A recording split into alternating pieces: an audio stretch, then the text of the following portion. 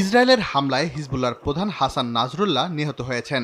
দীর্ঘদিন নেতৃত্ব দেয়া নাসরুল্লাহকে হারিয়ে অনেকটাই চাপে হিজবুল্লাহ।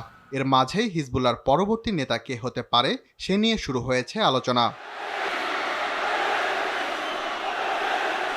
এই তালিকায় সবার উপরে আছে হাশেম সাফিয়েদ্দিনের নাম। 1964 সালে দক্ষিণ লেবাননের দের কানুন আল নাহরে জন্মগ্রহণকারী হাশেম প্রায় 3 দশক ধরে হিজবুল্লাহর একজন গুরুত্বপূর্ণ ব্যক্তিত্ব।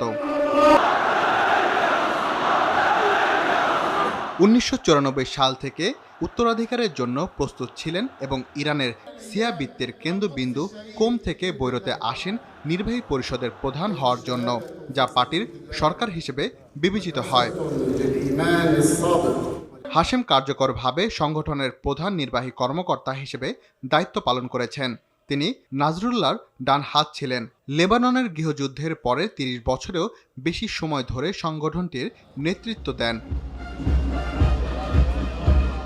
তেহরানের সাথে হাশেমের চমৎকার সম্পর্ক রয়েছে।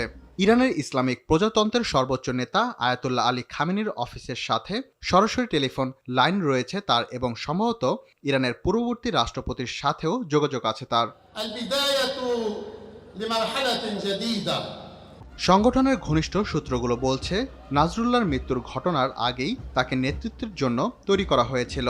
হিজবুল্লাহর সাবেক নিরাপত্তা প্রধান ইমাদ মুগনিয়ের নির্দেশনাতে তিনি তৈরি হন। هذه الدفعة الأولى التي سننطلق بإذن الله تعالى بعد قليل باتجاه اللاذقية، وهناك دفعات أخرى ستأتي إن شاء الله باتجاه حلب والمناطق الأخرى، لكن هذه هي البداية।